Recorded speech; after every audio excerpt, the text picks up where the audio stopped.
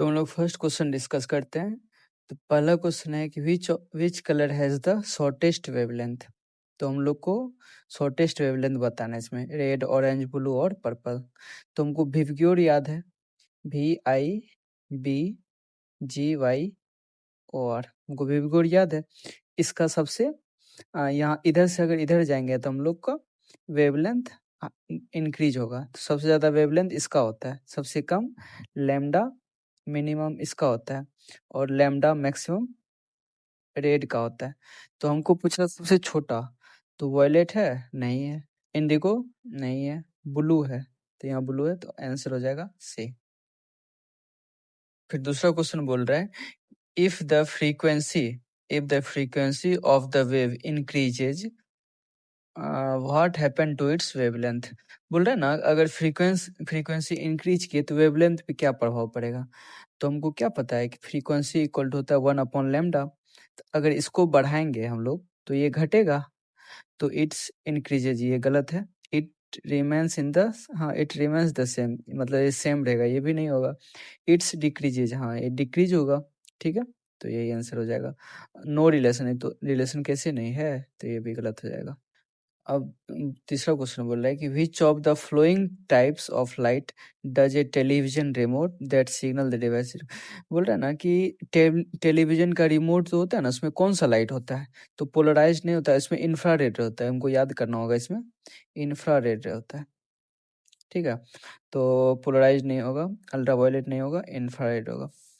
फिर है कि फिफ्थ नंबर पे कि इलेक्ट्रोमैग्नेटिक ये वेव्स दिया हो, उसका एप्लीकेशन दिया हो।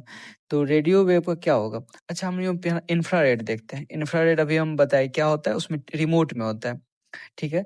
तो switch for house hold electronics radar, हाँ यही है, रिमोट स्विच फॉर। तो इंफ्रारेड का आर का क्या होगा, फर्स्ट, ठीक है। आर का यहाँ फर्स्ट हम लोग देखते हैं कहाँ पे, PQ, आर का फर्स्ट। तो ये ऑप्शन और ये ऑप्शन, यही दोनों में से कोई होगा, बी और सी में से, ठीक है। तो फिर क्या बोलते हैं, रेडियो वेव का देखते हैं। तो रेडियो वेव है ना, सेलुलर हम लोग के जो फोन होता है ना, वो रेडियो वेव होता है, उसमें जो नेटवर्क आता है ना, वो रेडियो वेव की, मतलब वो रेडियो वेव होता है। तो P का 3, देखिए इसमें P का 2 है, इसमें यहाँ 3 है, तो इसका मतलब ये आंसर हो जाएगा। और आगे भी देख लेते हैं। और माइक्रोवेव होता है ना, ये माइक्रोवेव इसी में रडार में ही होता है। ये रडार सिस्टम जो एयरक्राफ्ट में यूज होता है ना, तो उसमें माइक्रोवेव होता है। और गामा रे का भी यही सेम होगा। गामा रे क्या होता है ना, जो कैंसर सेल होता है ना, उसको हम लोग डिस्ट्रॉय करने में ना यूज किया जाता है गामा रे का, ठीक है। हम लोग नेक्स्ट क्वेश्चन पे बढ़ते हैं। तो एक क्वेश्चन बोल रहा है कि wave from the ocean flow due to explosion. बोल रहा है ना कि ओशियन में जो ओशियन के अंदर, जैसे अगर ये हम लोग का ओशियन है, ठीक है, पूरा पानी भरा हुआ है। तो बोल रहा है ना ओशियन फ्लोर, बोल रहा है मतलब ओशियन के अंदर अगर जो वेव होगा ना एक्सप्लोजन, तो वो कौन सा वेव होगा। हमको पता है कि जो ऊपर पे होता है तो वो तो हम लोग का कौन सा वेव हो गया, ट्रांसवर्स वेव हो गया। लेकिन जो यहाँ पे अगर मान के चलो यहाँ पे एक्सप्लोजन हो गया, तो ये वेव ऐसे से फैलेगा ना, ठीक है। यहाँ कंप्रेशन होगा, rarefaction, compression, rarefaction, इस तरह हो जाएगा। तो ये हम लोग का लॉन्गिट्यूडनल वेव हो जाएगा, लॉन्गिट्यूडनल वेव हो जाएगा। अगर हम लोग को है ना सरफेस पे पूछता, अगर सरफेस पे पूछता, तो हम लोग का सरफेस पे ना कौन सा वेव होगा, ट्रांसवर्स, ट्रांसवर्स। यहाँ पे फ्लोर बोला है, तो फ्लोर पे कौन होगा, लॉन्गिट्यूडनल, तो ट्रांसफर नहीं होगा, ये सरफेस पे होगा, ठीक है, लॉन्गिट्यूडनल हो जाएगा, ठीक है। ये दोनों नहीं होगा। अगर सरफेस पूछेगा तो ये होगा, और नीचे अगर ये क्या बोलते हैं फ्लोर में पूछेगा तो लॉन्गिट्यूडनल, स्टेडी तो नहीं होगा। और दूसरा क्वेश्चन बोल रहा है कि a boat stopped and at anchor is being rocked by wave, ठीक है, हुज वेव क्रेस्ट। देखो एक बोट को है ना स्टॉप किया गया एंकर के थ्रू, ठीक है। तो उसके बाद बोल रहा है कि whose wave crest are 100 meter. Wave crest देखो यहाँ पे क्या बोल रहा है ना, ये क्रेस्ट है और ये भी क्रेस्ट है, तो बोल रहा है ये दोनों का डिस्टेंस है ना वो 100 मीटर है, ठीक है। तो ये दोनों का 100 मीटर है। अपार्ट, मतलब ये दोनों 100 मीटर दूर है। ये अगर दो क्रेस्ट की लंबाई को हम लोग क्या बोलते हैं, लेमडा। तो इसका मतलब ये इनडायरेक्टली है ना, हमको लेमडा दे दिया हुआ है 100 मीटर, ठीक है। Apart the velocity of the upper end of wave is, और देखो वेव का वेलोसिटी कितना दिया हुआ है, 25 मीटर पर सेकेंड, ठीक है। उसके बोल रहे फ्रीक्वेंसी, तो फ्रीक्वेंसी इक्वल टू पूछ रहा हुआ। तो देखो वेलोसिटी इक्वल टू क्या होता है, फ्रीक्वेंसी इनटू लेमडा, ठीक है। तो हम लोग को क्या निकालना है, फ्रीक्वेंसी। तो फ्रीक्वेंसी निकालेंगे तो ये नीचे आ जाएगा, ठीक है। तो ये लेमडा आ जाएगा, इधर आ गया। तो हमको वेलोसिटी अपॉन, सॉरी ये वेलोसिटी अपॉन लेमडा। तो वेलोसिटी कितना है हम लोग का, 25 है, 25 है वेलोसिटी, लेमडा कितना है 100 है। तो 1/4 होगा, ठीक है। तो 1/4 कितना होगा, 0.25। तो आंसर क्या होगा, 0.25। समझ गया। नेक्स्ट क्वेश्चन भी बढ़ते हैं। तो नेक्स्ट क्वेश्चन बोल रहा है कि the particle oscillate up and down perpendicular to the direction of propagation. देखो अप एंड डाउन बोल रहा है, ठीक है, direction of propagation of the disturbance what types of wave. देखो यहाँ पे बोल रहा है ना कि जो पार्टिकल है वेव का, वो अप एंड डाउन हो रहा है। अप एंड डाउन कब होता है, ट्रांसवर्स वेव में ही होता है ना। यहाँ जो पार्टिकल है ये अप एंड डाउन होगा, यहाँ जो पार्टिकल ये अप एंड डाउन होगा, और वेव इस तरह प्रोपेगेट करेगा, ठीक है।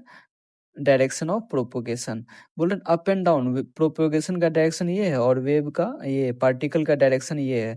तो हम लोग ये किसमें पढ़े थे, ट्रांसवर्स वेव में ही पढ़े थे ना। हम्म। और लॉन्गिट्यूडनल में क्या था, लॉन्गिट्यूडनल में क्या हम लोग पढ़े थे कि जैसे यहाँ ये जो पार्टिकल है, ठीक है, प्रोपेगेशन भी यही है, पार्टिकल वाइब्रेट भी इसी डायरेक्शन में करता है। तो यहाँ थीटा इक्वल टू 0 डिग्री होता है और ये पैरेलल होता है, और यहाँ पे होता है कि थीटा इक्वल टू 90 डिग्री होता है, ठीक है। तो ये एक दूसरे से क्या होता है, परपेंडिकुलर होता है, यहाँ परपेंडिकुलर होता है, ठीक है। तो हम लोग यहाँ पूछ रहा है ना कि अप एंड डाउन, मतलब ये पूछ रहा है, तो इसमें कौन सा वेव होगा, 90 डिग्री वाला, ये परपेंडिकुलर, और ये ट्रांसवर्स वेव में होता है। तो ऑप्शन ये लॉन्गिट्यूडिनल में तो नहीं होगा, इसमें पैरेलल होता है, मैकेनिकल, हाँ ये ट्रांसवर्स वेव है, इसमें होगा। हाँ नेक्स्ट क्वेश्चन वही आ गया। और ये सब जितना भी हम लोग क्वेश्चन करवा रहे हैं ना, तो ये सारा, ये क्या बोलते हैं, रेलवे सब में आया हुआ है, सारा प्रीवियस ईयर है। तो देखो इन ये क्या है, दूसरा नेक्स्ट क्वेश्चन कि in a longitudinal wave the particle vibrates dash in the direction of propagation. जो पार्टिकल वाइब्रेट करता है वो कौन से डायरेक्शन, अगर वेव का प्रोपेगेशन का डायरेक्शन ये है तो पार्टिकल भी तो ऐसे ही वाइब्रेट करता है ना। यहाँ एक दूसरे पार्टिकल टकराता है, फिर ये मतलब ऐसे ऐसे ही करके जाता है। तो यहाँ पे है ना लॉन्गिट्यूडनल वे में कि पार्टिकल का वाइब्रेशन का भी डायरेक्शन यही है, प्रोपोगेट का भी यही है। तो हम लोग क्या होते हैं, इसमें पैरेलल होता है ना, दोनों पैरेलल हो गया, तो वर्टिकल नहीं होगा, प्लेनर नहीं होगा, सेमी सर्कुलर नहीं होगा, पैरेलल होगा, ये हम लोग बताए थे।